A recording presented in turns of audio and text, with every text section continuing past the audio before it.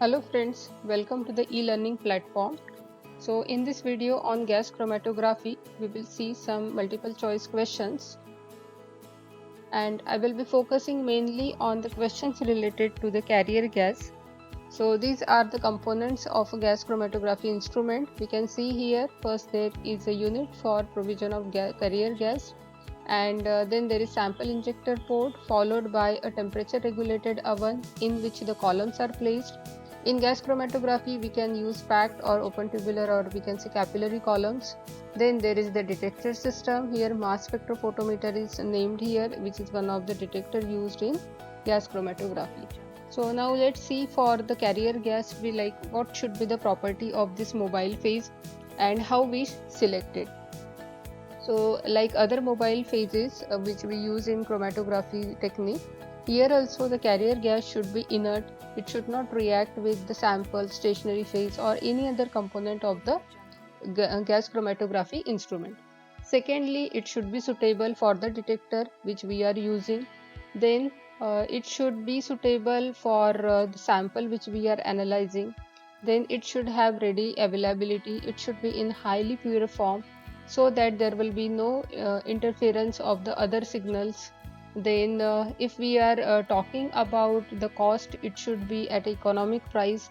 Then there should be no other hazards associated with the carrier gas.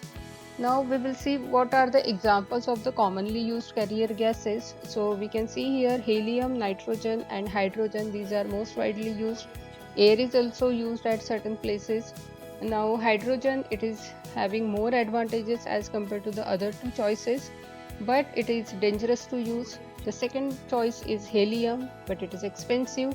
And then there is inexpensive nitrogen, but it is having reduced sensitivity. And we can use air also when we know that the air which is containing oxygen, it is not going to interfere with the detector or any of the separation process. Then helium is also used, but because of because it is having excellent thermal conductivity, it is inert, it is having low density, as well as it allows greater flow rate. Then there is hydrogen. So it is having also better thermal conductivity and lower density, but the only disadvantage is that it may react with unsaturated compounds and at certain times it causes explosion or it may create fire. So this is about the carrier gas. We can summarize here all these points if you want to, like helium, hydrogen, nitrogen, most widely used gases, and best efficiency is with nitrogen, but it is slow. Helium, good efficiency but expensive, and hydrogen, fastest analysis time. Then if we are maintaining proper conditions, we are controlling the proper safety measures, then hydrogen is the best choice for capillary gas chromatography. Then in addition to that, temperature programming changes are there. Then the viscosity of carrier gas results in a decreased linear velocity or flow over the program range when the run is at a constant pressure mode. So these are the points we should keep in mind while selecting a carrier gas. Now let's see the questions one by one. So the first question is about which of the following gases is unsuitable for use as a gas chromatography carrier gas. So just as we have seen nitrogen, helium, these are the usually used one, widely used one, and oxygen, it is having the limitation, so it is the unsuitable one. Then the second question is about which of the following is not a feature of carrier gas used in gas chromatography. So as we have seen, the first choice is it must be chemically inert. So this is the wrong choice. It should be suitable for a detector employed. We need it to be suitable for detector employed. It should not be completely pure. So I think this is a suspicious one. We need a pure sample, right? And it should be cheap. Yes, we want an economic one. So the correct answer here is that the carrier gas which we are using, it should be completely pure. So not pure is a right answer here. Then next question number 3, which of the following is the disadvantage of hydrogen when it is used as a carrier gas in gas chromatography? So we are having 4 options. It is dangerous to use, it is expensive, it has reduced sensitivity, and it is having high density. So hydrogen is having this one of the major disadvantage because of its explosive nature, so it is dangerous to use. But apart from that, it is having good thermal conductivity and low density. So the answer is your first option. It is dangerous to use. Then the next question, for the separation of which of the following substances gas solid chromatography is being used? So we are having four options here. First, thermally stable organic compounds, volatile organic compounds, thermally stable inorganic compounds, and low molecular weight gaseous components.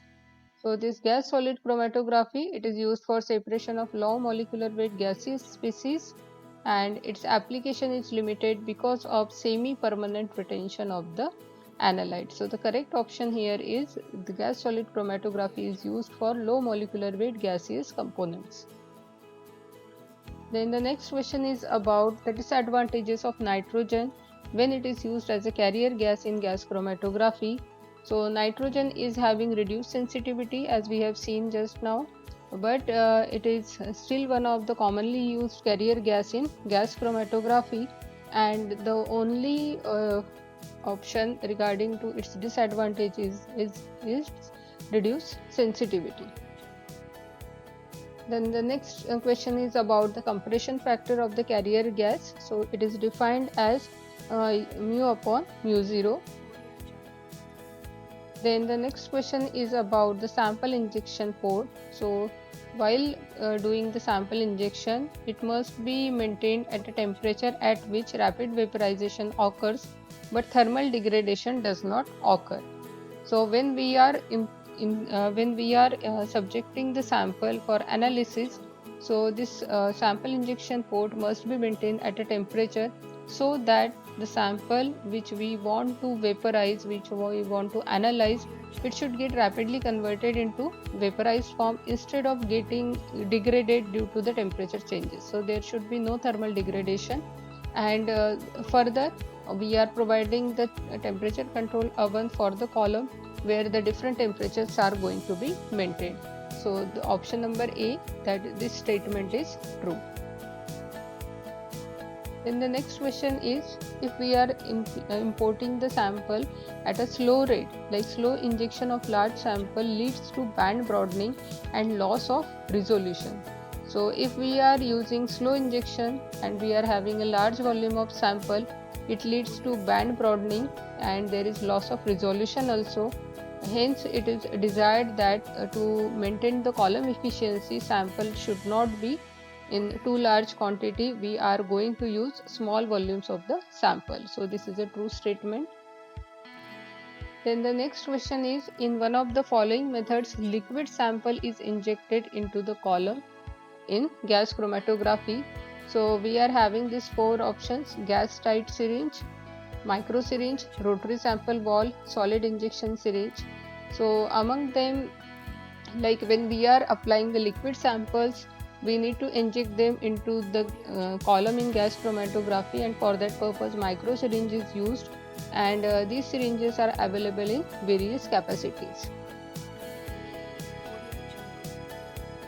Then the next question is about how to treat solid samples when we are introducing them into the column without using solid injection syringes in gas chromatography. So we are having here four options: introduced in the hot zone of the column, dissolve in volatile liquids, introduce using rotary sample ball, and introduce using sampling loops. So when we are using the solid samples, so the other choice is that we can dissolve it in suitable volatile liquids so that the liquid will get vaporized and the sample will be further subjected to vaporization. So the option number B, that is dissolve the sample in volatile liquids, and that can be used to introduce the sample directly into the gas chromatography column. So this is the correct option. So thank you for watching, and do keep in touch to see the next videos among the series on gas chromatography, and don't forget to subscribe the channel and give your valuable suggestions.